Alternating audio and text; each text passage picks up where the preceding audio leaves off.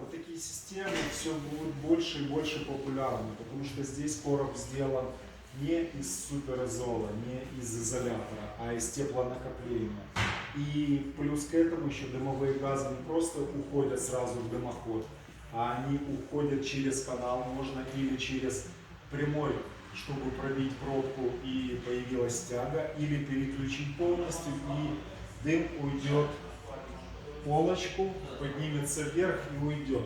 И здесь тепло, и здесь горячо, здесь тепло. И при этом мы имеем и воздух, и теплонакопление, и очень комфортно возле таких конструкций находиться.